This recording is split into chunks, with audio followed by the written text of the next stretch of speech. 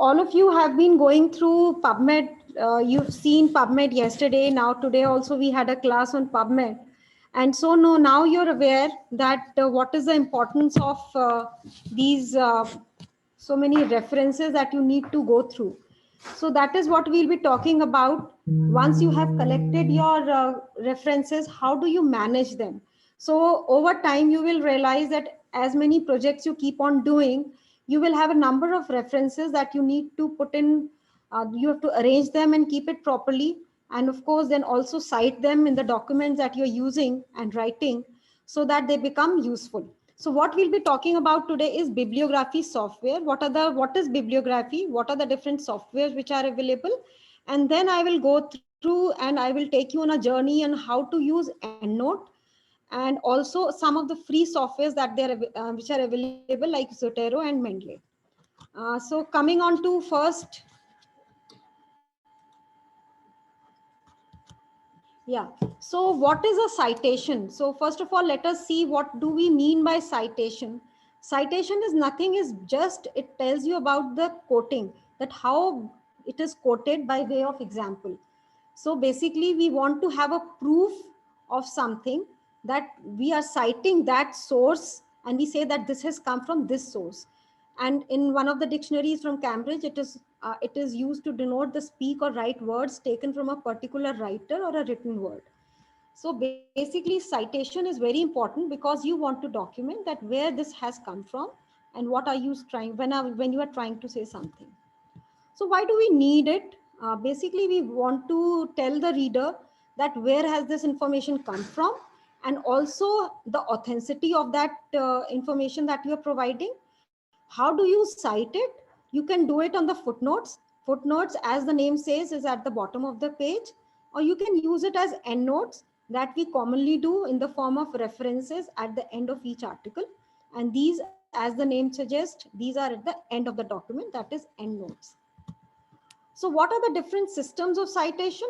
You must have gone through the Vancouver system, in which most of the articles that you read today have the Vancouver system, in which the citations appear as either bracketed numbers or non-bracketed numbers, or both superscript or not superscripted numbers that we commonly see in today's articles. The referencing method that was earlier used, and you will see it in some of the books also still, is the Harvard referencing, where you have the in-text citations. So these are known as the in-text citations, where you write the author's name, the year of publication, or the page, depending upon the article or the book or its what are its instructions. So accordingly, you have the citations which are in text. So these type of citations which are in text may not require an end section, that is an endnote. So these are the two basic systems in which you have the citations which are divided. The other thing which you commonly get confused is what is the difference between references and bibliography. What do you write at the end of the article? Do you write it as references, or whether you want to write it as bibliography? So what is the difference? So reference basically is a list which contains only sources which are cited in text. Like for example, as I said earlier, you write a number and give it a superscript. That is a reference list. Bibliography is basically a list of all sources that you have consulted, which may have been cited in text or which may not have been cited in text, so that they also include any other resource that is referred to or read about. So bibliography is basically is a wider thing, and references is just the list which you have cited in text. So this is a difference between references and bibliography. Coming on to the way that you identify these citations is important to understand. One is for books, you have the ISBN number. So every book which comes has an ISBN number, that is an international standard book number. So even if you do not know the title of a book, if you just know the ISBN number, you can locate it. Similarly, for something which is a serial publication, like we have our magazines, we have our journals, all have a number which is known as a ISSN number. What is an ISSN number? It is basically an international standard serial number. That is serially, it is given to that magazine. So every ISN number is unique for that journal. Now, because you have a lot of journals which are e-journals and also print journals, so you have two types of ISSNs for the same journal, that is a e-ISSN and a print ISSN. So for example, a journal which we as pathologists commonly see is a histopathology journal. So it is online version, ISSN number will be like this, and it is an 8-digit number. So all ISSN numbers are 8-digit. So even if you do not know the name of the journal properly, you know the ISSN number, or you are able to locate that number, then you will be able to search that journal. The other thing you may see across, I'm just quoting it here, is the SICI number, which is no longer used so often. But just to make you aware, is basically it is a serial item and contributor identifier where it has everything. It has an ISN number. It also tells you the year of publication, like it is 1994 December. And it tells you a lot of other information also, like for example, TX for the printed text. So it is no longer commonly used, and it has basically gone into disrepute. The other thing which is very important is a DOI. You must have heard of a DOI. So everything which is on the web has a has a number which is a DOI, that is a digital object identifier. So that is for everything. So every journal article will also have a digital object identifier. So other thing which Dr. Hafiz has already talked about is a PubMed. He has talked about PubMed. So every article which is there in a PubMed has a PMID, that is a PubMed identifier. So let us look at this journal citation. So this is from the World Journal of Urology. It was published online in 2018. Of course, you know what are these, the volume and the issues and the pages which are there. So it has a PMID number, that is a PubMed identifier. This is the number. And then it also has a PMC identifier. What is PMC? Dr. Hafiz already told, it is basically a repertoire where all journals which have the free text available are located. So it has two numbers. One is a PMID number and one is a PMC ID number. So the other thing will be, what is its ISSN number? So the journal's ISSN number is, for print version, it is this, and for web, it is this. So there are different ISSN numbers for this journal, if it is a print or a web version. And as just to show you what is what do you understand by PMID, basically it is a PubMed identifier. The difference from PubMed Central is that PubMed Central has all full text repositories, and therefore that is a PMC identifier, that is the C comes in here. So this is what the windows look like for PubMed, and this is what it looks for PMC.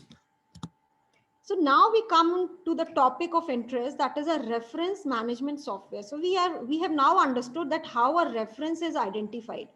So it has a DOI number, it has a PMID number, it may or may not have a PMC ID number, and so on and so forth. So basically a reference management software is a database to enter a full bibliographic reference. It can generate a lot of lists of these articles in different formats. And one of the most important aspect of a reference management software is it can be integrated with word processors. Like if you're writing an article on Microsoft document, you can keep on entering and inserting your references in the document itself. And this is what is known as cite while you write. So that is what is very important if you are using a reference management software. And of course, it can also search references from online libraries. You can keep on importing references that you have searched in PubMed and then insert into your library. And then you can manage these references. You can make groups and subgroups, that I'll show you how you do it. So that is the importance of reference management software. And I recommend that everyone who is doing some kind of any kind of research, I should say, even if you're writing an MD project, a DM project, a small article, you should start using these reference management software. They are really very good for your day-to-day use, because it saves a lot of time. So that is very important. And then you can keep your references at one point and refer to them anytime. And of course, there is a long list of reference management software. This is all from Wikipedia. It tells you what are the different types of softwares. So the ones which I'll be talking about today is EndNote, which I commonly use. It is a paid software, but you also have other softwares which are absolutely free, and they are also as good as EndNote, something like Mendeley and also Zotero. So many of our colleagues are using Zotero and they find it quite useful. So this is just to show you the different logos that you have. The EndNote, the X9 is there. Then you have the Zotero app. I'll have to move this window. So in Zotero, you also have something which is relatively very new. That is known as Zotero Bib. And the difference with Zotero and Zotero Bib is, in Zotero, you'll have to download the software, of course, on your computer. But if you're doing a small article and you're not interested, you are already using some software and you're not interested to download Zotero, so you can use Zotero Bib. It gives you that bibliography for that article. It makes your bibliography and it makes your life easier, for at least for that point of time which you are using. So you don't need to download the whole of the software and use it on your computer, but you can use a smaller version, that is a Zotero Bib. It is, of course, like an online type of a thing, and it is always there. The other free software is Mendeley. So I've tried to summarize what are the differences. As of course, because I have not used all the three, so I'm not the best person to say that what is deficient and what is not. I've been using EndNote, and the EndNote is, of course, chargeable as compared to Mendeley and Zotero, which are free. Of course, you pay for extra storage whenever your storage is filled up. So EndNote is best for organizing references. It is good for quick format and reformat of references. It is also very good for accounting of systematic review. So you have a large number of articles and large number of references that you want to look at. So this is EndNote is really good. Sometimes Mendeley talks about that the PDF handling in Mendeley is relatively better. And of course, Zotero can also organize references, and it is also good for non-general material. So if you want to plug in, if you look at some websites or something, it automatically takes up into your account, so that you know what you have looked into, even on the Google. So that is why it is good for non-general material also. EndNote, what can improve is sometimes PDF handling, but as the newer versions are coming in, I have seen that PDF handling is also good. And of course, in Mendeley and Zotero, there may be a problem when you have a large number of articles and you want to do systematic reviews. So the number of citation styles are many. Even if they're not there at that point of time when you're working, there are many which can be downloaded. So I don't think that is a problem in any of these softwares.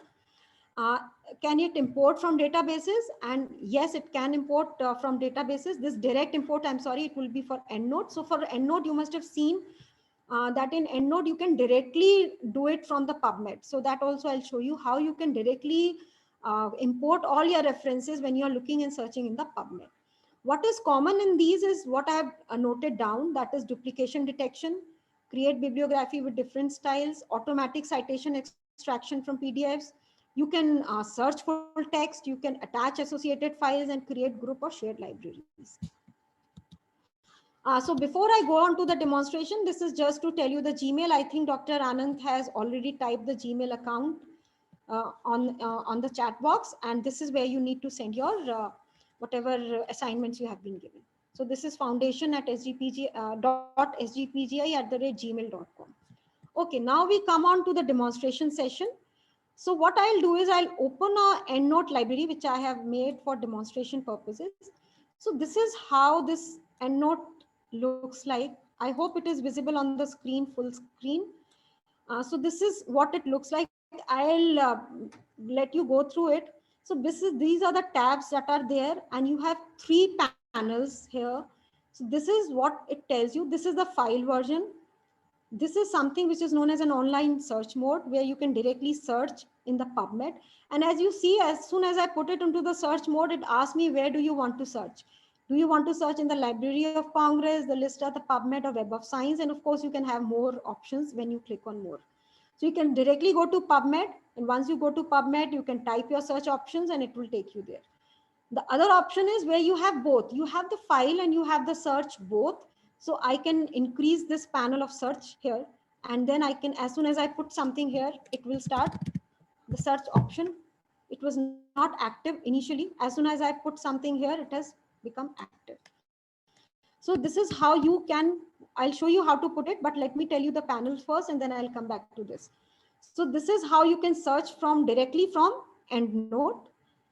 The other way of importing your articles is, this is, sorry.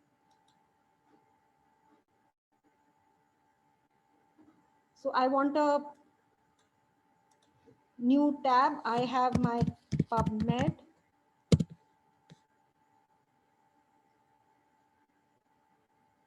So what we can do is directly import our articles which we have searched in PubMed. So you can see this is my PubMed. I will also advise you to have a login for your PubMed so that your whatever you search remains there for some time. So when you come back, it is always there. So it becomes easier for you if you close at some point of time.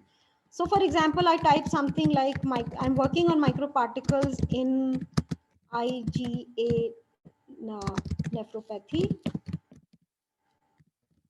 So I say search and it gives me articles that are 6 in number.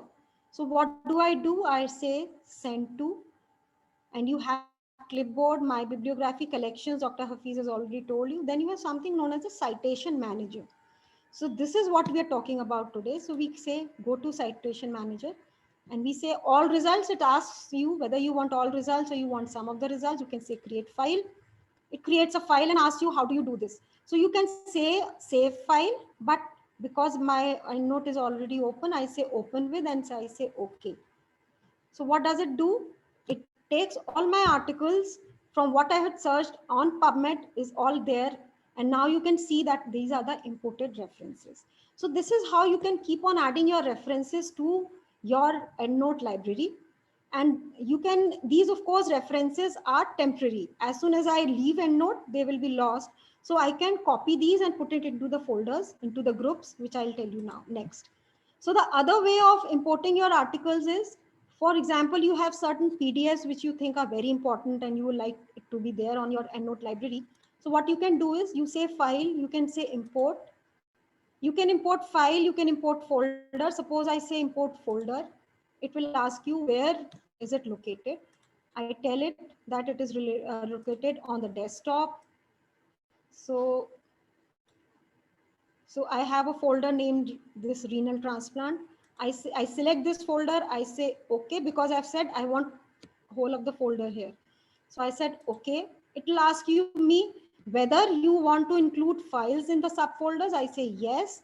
It will ask me PDFs. I say yes, import all. So you can import and then you say import.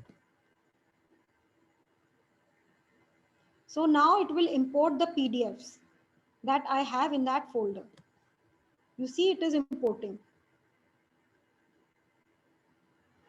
And the beautiful thing about this is, though I have just said that import this PDFs, do you see that all the information related to the article is also there? So you see that it is attached. It has an article name. The authors are there. The year is there, the name of the article and the journal and when it was last updated. So that is the importance of this, that you can import references from PubMed. You can search online on this EndNote. You can also import PDFs. Of course, PDFs will be imported only when they have a digital object identifier, which is associated with the PDFs, generally in the first 2 pages. And therefore that EndNote can identify that article and then it can update it. So this is how you import your references. So this I was talking about the left side panel. The other thing which the left side panel has, the groups. So you can organize your references into groups. For example, I want talking about IgA nephropathy, I'm talking about microparticles, I'm talking about monocytes. So what I can do is I can group my references into groups like monocyte, what is new which has come in, what did I see in PubMed, what are the reports, what is the work which has already been done in SGPGI. So it helps you make your references more organized and then go back to them whenever you want to go back to. So this is about the left panel in short. Let me also talk about the right panel. So something which is there in the layout, which is there if you see in the lower right corner, is a groups panel. So this was the groups panel in which you have these groups. And this is the reference panel in which you can have, this is generally placed at the right. Of course, if you want, you can put it at the bottom. And then if you want your layout, you can also say split. So what does that split do? It splits if you have a PDF attached to it. For example, I say select this article.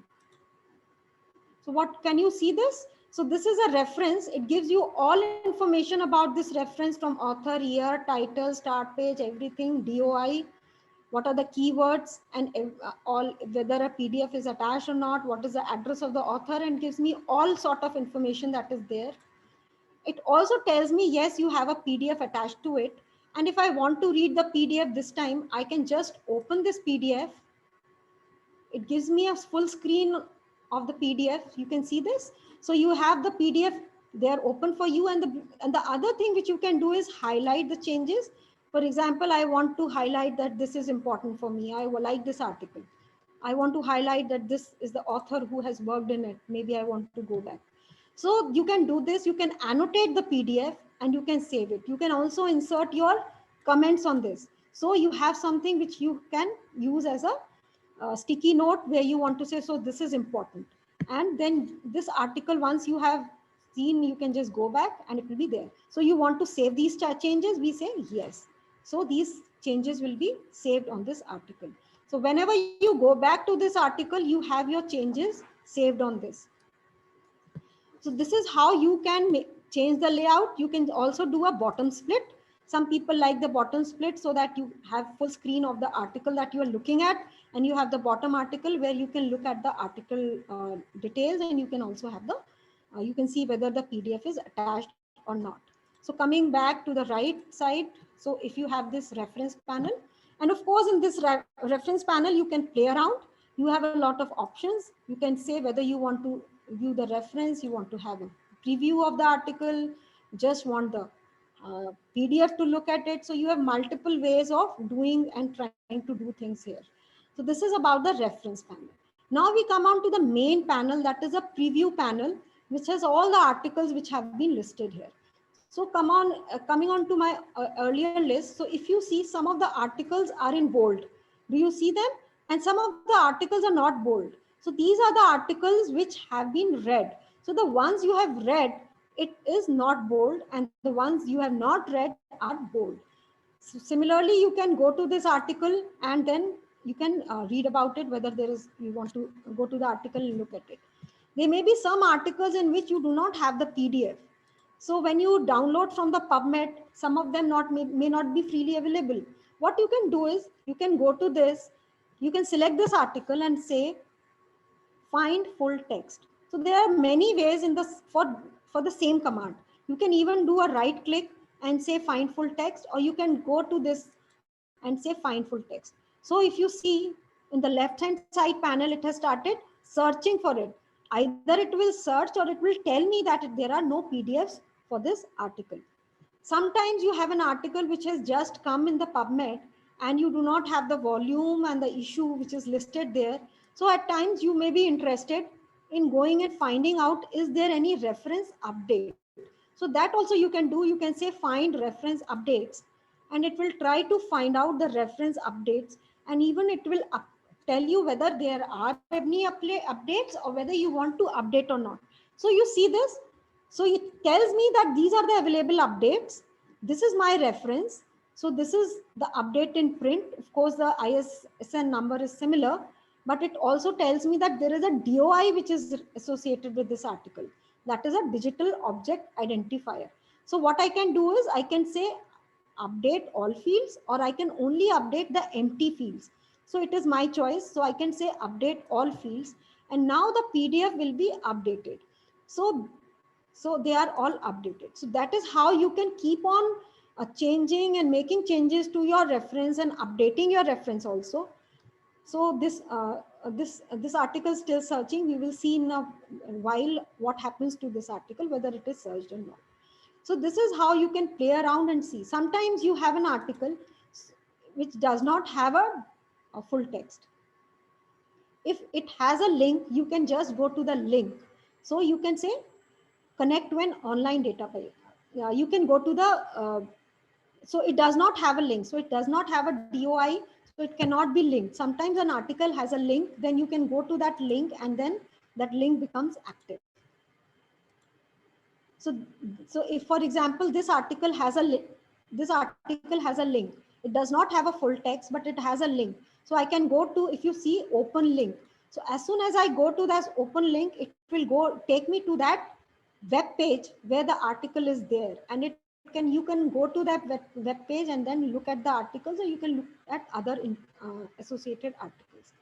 So it is opening the web. So this is an article in the American Journal of Kidney Diseases, and it tells me where this article is located and whether I do have some access or not to this article. So coming on to my EndNote library. So this is how you can manage your articles and your references and keep it in the PubMed. The other option which is available, so let me decrease this screen and show you that you can have your ribbon according to your will. So you can increase or decrease the number of things that you want to show in this. So you have a whole list of things that can be seen. So you can have a read or unread status, the author, year, title, journal, secondary title, what is the date, what is the rating, what is the record number that you want to keep, who's the secondary author, what is the reference type, volume, everything can come on one page. So depending upon what you want to do, you can try to put it in your list of references. I can also have options in which I want to customize something. So I want to have a custom type of a list, that also I can do. So this is how you can manage your preview of your articles and put it on your EndNote. The other thing which it can do, so is that it can have an online library. So you can maintain an online library, and every time if you have an online library, you can sync your desktop library with your online library. And that online library with your username and your password, you can access anywhere you go. So that is how you can sync it. So this is your syncing for sync library, so that you go and sync your library. You can also share your library with people who are already using EndNote. So this is how you share your library, sync your library, and keep your references here. So if, okay, so we do have some time. So I'm coming back to the something which is known as a groups. The other thing which you can do is you can make groups, as I told you earlier. So you can create groups. So if I want, I can create a group and say I want to have these. So the ones I have imported today, I want to say these are imported references which have to be added. So what I do is I open these imported references which I have imported. And if you clearly see, the ones which I had imported from PubMed have vanished. Why? Because that was a temporary library. So whenever I do something new, it will be taken up. So these were the references which I picked up from my folder. So I can even say and send it to, or I can just pick them up and send it to uh,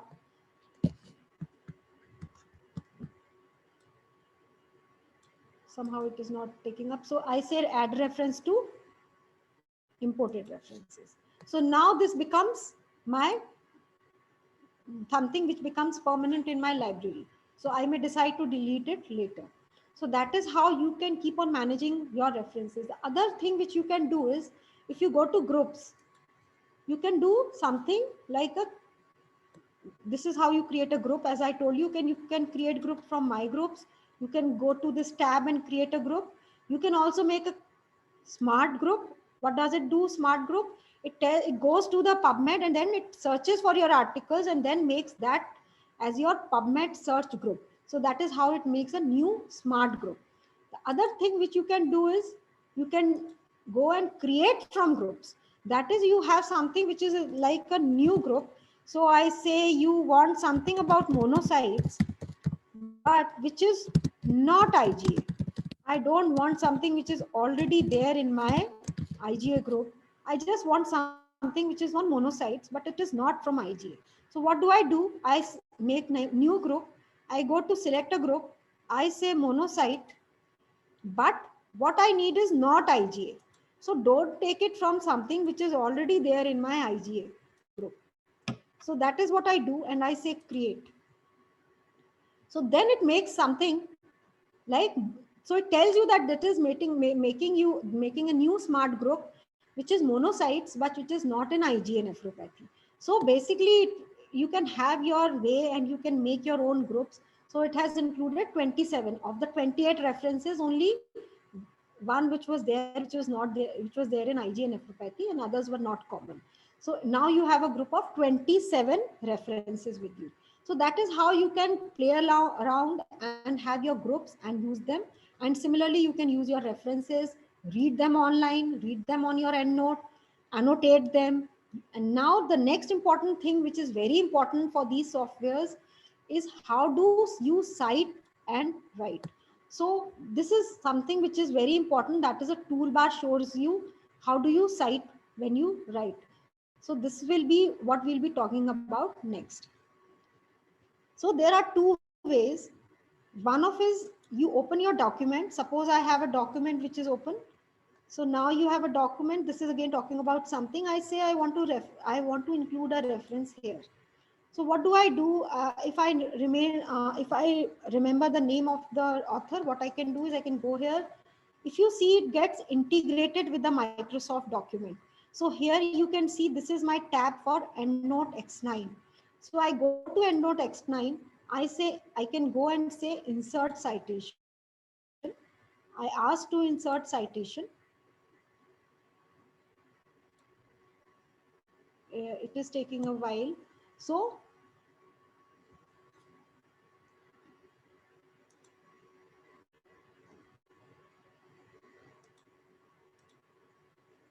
I think it is hanging. Just a minute. Because there are a lot of things which are open, I will have to close some of my, so let me close this.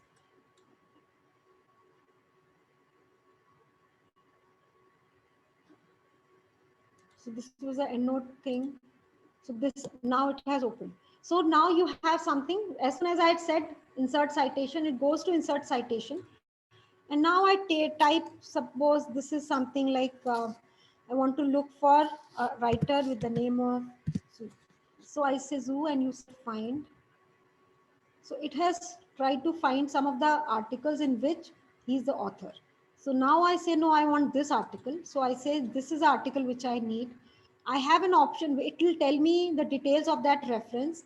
It will also tell me what do you want to display it as. And you can select from this list what you want to display it as. I say insert. And now it will insert the reference here. So this reference has been inserted here. And now if you go down the list, you have your reference listed here. So that is how it keeps on managing your references. And so for example, I put in a reference here also. Again, I put in a reference here. I go to EndNote. I say insert citation. And then I say some other article, some other. So for example, I want this one to come. This is the author this is the article which has to come here. So again, it will go and include it there. It has closed the document. I don't know why.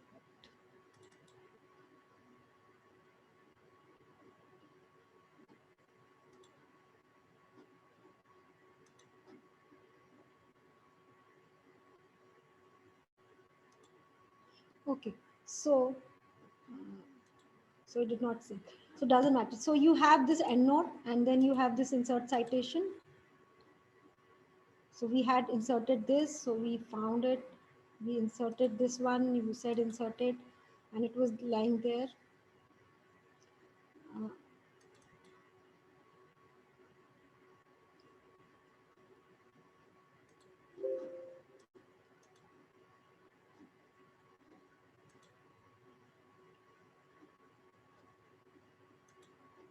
so no, it is, there is, so, okay, let me try once again. There is a problem with, so I say this one and I insert.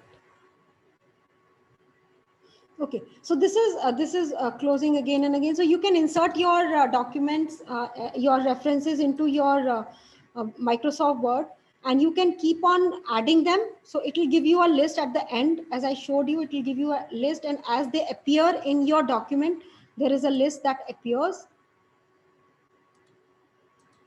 There is a list which appears and keeps on appearing in the references which are there. The other thing which you can do in EndNote is change. So you can go either from there, or you say that you want to include this reference. So you select a reference, for example, this, and then you say that you have to go to the word processor. So as soon as you go to the word processor, it will, wherever your, so you go to the word and say that you insert. So it inserts the reference here.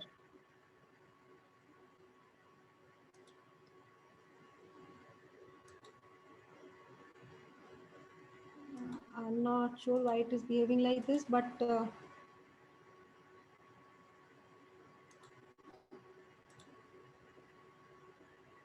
maybe it has a lot of data which has come in its perspective. So it is opening it again and again and then opening it. Okay. So, okay. So this was about, this is, so you can enter your reference from the software itself, or you can go to site, go to the document and then insert your references and it takes it. So that is how you keep on adding your references when you cite. And the other thing is, when you move your paragraph, suppose you move one paragraph to another, it will remove your reference numbers, and so that they are formatted again and they are again placed as 1, 2 as they appear in the text. So that is how you can keep on changing the number of your references and cite them when you have them. The other thing which can be done in this is, when you cite your references, you can have a style that you can add to your references. So for example, journal says that you have to have your references in a style which is the annals of the oncology style. The other one says that you want to have it in the American Journal of Pathology style. So you can, as soon as you select your style, the references in the document change. So that is how you can keep on updating your style. So sometimes you send a article to a journal, it doesn't get accepted, you go back and then decide to send it to another journal. The style of the reference may be different in that journal. So then you can change the style and then it will do it automatically. So though you don't need to go to that formatting and then do it yourself manually, it does it automatically. So that is the beauty of using these management softwares, and you can do that. You can do this with this. So this is about what you do with site while you write. How do you make your bibliography? You can format your bibliography. So you can say which output style do you want. So I can say I want the American Journal of Pathology style, or it tells you that these are the number of styles which are available. If you're sending an article to Lancet, you say I want to do it as a Lancet style. Or you can even browse and tell it what, there are large number of thousands of styles which are available on the net and which are available in the EndNote also. So you can go and say that these are the different styles which are available, and you can just select one of the styles and then say okay, and it will select that style for you. So you can play between different styles and use it for referencing your softwares. So you're referencing, you're managing your references, sorry. So this was about how do you do this. This is, EndNote is something which is a paid software. So, but you also have softwares like Zotero and Mendeley, which are absolutely free. And we have one of our colleagues from the department, Dr. Raghavendra, who has been using Zotero for quite some time. And I have requested him to demonstrate something on this free software for the interest of our students who may not like to get the paid software. So it becomes easier for them to use it. So I will move on to Dr. Raghavendra to share his screen. But before that, I will like to ask you if you have any questions. Maybe once you have seen this, you may have some questions later on. You can write to me, and if you face any difficulty about using this software, even if you use Zotero and you have faced any problem related to the references, the type of references, how do you manage them, you can just write to me or Dr. Raghavendra. My email ID is vinita@sgpgi.ac.in. So this was to show you in brief what are the things that can be done with these reference softwares. So do we have Dr. Raghavendra there? So I can stop my screen sharing and then I can ask Dr. Raghavendra to share his screen. Do we have any comments from our listeners so that we can answer it just now, or we can go at the end and answer them?